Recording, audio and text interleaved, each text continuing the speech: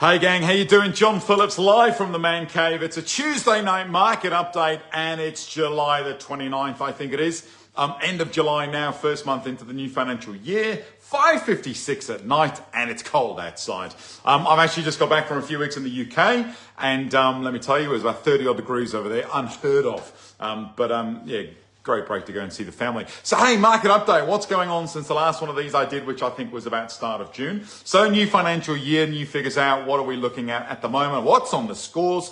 You ask. Well, it's very clear in the marketplace at the moment. Let me just lower this down a bit.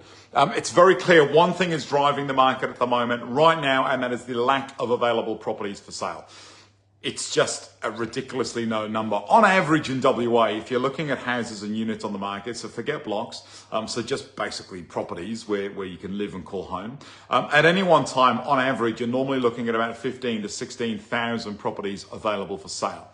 At the moment in WA, there is about 3,200 properties for sale, and that number is dropping. A few weeks ago, it was at 3,500, then 400. Now we're down to 3,200 properties for sale. The amount of sales that are going through, far and away outstripping the new properties that are coming up on the market. So that's putting real pressure on the market. So like we had last year, like we had the year before, the prices did what they did. They jumped because demand was outstripping supply. Same thing's happening again. So there's still more pressure continuing in the property market. But again, we're still relatively cheap compared to other capital cities throughout the country. So yeah, we may still have more growth to go, but the amount of properties online is certainly not helping in terms of buyers wanting the property market to slow down. It's just not happening. There's probably less buyers out there now jumping as hard as they did when the market was doing what it was doing last year. There are still good volume of buyers that are out there, maybe not ones that are jumping in and panicking and going for it and going well over and above asking price. They are now methodically looking and doing a bit more research before putting offers in. Still putting offers in, still getting good results, but they are doing a research a little bit more, which is interesting. So there's almost a bit of a shift now. The buyers have gone, okay, maybe let's just see what's happening right now. And sellers are just going the same thing. Let's just not put our properties on the market. So again, it's just a funny place that we're in. Now, it might be the time of year. Winter time, some people do think the Mandurah market can be a seasonal thing. Maybe now is not the time of year to put your property online. I think that's wrong. It's a false dawn. Properties will sell 12 months of the year.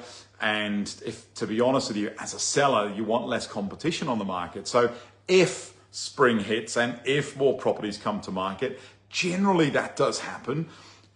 But who knows, in the weird markets that we've had recently, generally the spring hits and more properties come to market. That will mean more competition for the buyers that are out there. So any smart seller out there, if you are looking to sell in the next few months, definitely look at doing things right now, because look at any suburb, there's hardly anything there. There genuinely is. So that's where we're at in terms of the property market. Just interestingly, just other things in the market as well. I've recently gone through a bit of a personal refinancing with what I've done in my life and I'm trying to do in my life.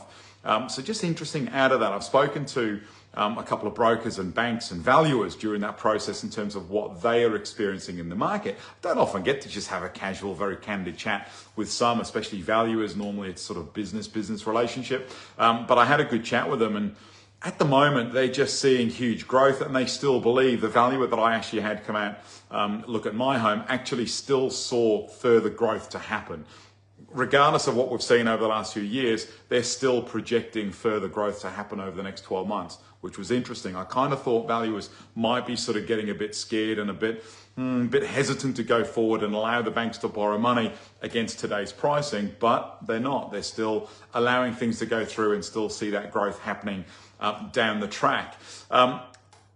In terms of what people are doing in terms of financing, because again, not many properties are coming to market, that just means a lower volume of sales is going through. There's still sales going through, of course, but it's a lower volume compared to what the average market might tell you.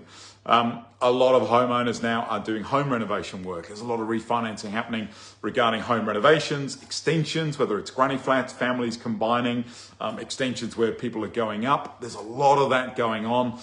Instead of people upgrading or downgrading their homes, they're spending money on it. So if you want to upgrade and get one nice new modern home. Well, a lot of people are now converting their older homes into newer homes just by adding new kitchens, bathrooms, things like that, because they can't get what they want in the market. So the refinancing thing is pretty strong. Another thing, the one thing I'll leave you on as well, which just pissed me off, to be honest. When I went through my refinancing, and this is just tips for anyone out there, so I think I'm pretty switched on in terms of how interest rate works and how banks work and real estate and blah, blah, blah. Well, I've got a mortgage, like most people do. And over the course of the last couple of years, you always try and challenge your bank in terms of ensuring that they're offering you the best rate. You threaten to leave, and you're hoping that, say, hey, I'm on whatever rate I was on. I want you to look at that rate for me. I did this about 12 months ago. They dropped my rate by about 0.05.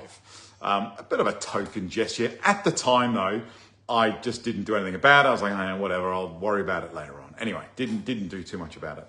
Anyway, recently, I've now gone through this refinance process and I've refinanced away from who I had the mortgages with before. I won't say any names and these sort of things. I've actually gone to one of the major banks now who offered me a great rate. Anyway, when I rang up the previous people that I was with, I asked them for a discharge form, and interestingly and amazingly, they instantly said to me, oh, if you're on discharge, what's the reasons for that? I explained what I'm doing. They said, oh, okay, well, it's a shame to lose you. Well, off the back right now, we're happy to drop your interest rate by 0.5% if you will stay with us. God, that's annoying.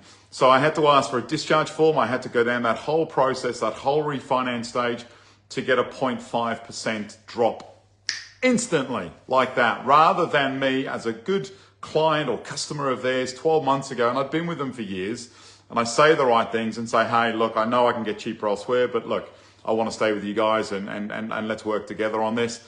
Again, they gave me the token gesture, and now because I asked for a discharge form, they offer me 0.5%. So anyone out there looking to do something and you think you can get a better rate elsewhere, maybe you need to ring your bank up and say, I need the discharge form. That seems to trigger something in their system that might offer you a better rate. So anyway, it was just a bit annoying, but I've actually said, nah, too late, sorry, I'm going elsewhere, because the rate I was getting with the new bank was still better than the 0.5% drop that they were prepared to offer me. But just interesting. Shop around if you've got interest rates.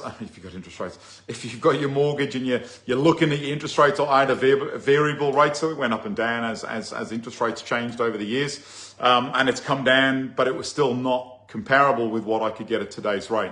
Shop around and make sure you ask the right questions and force their hand if you need to. That's what I did, and 0.5%. That's a lot of money that you're going to be saving, and a lot, you can pay off the capital or the principal more than just paying those interest rates. So just an interesting take.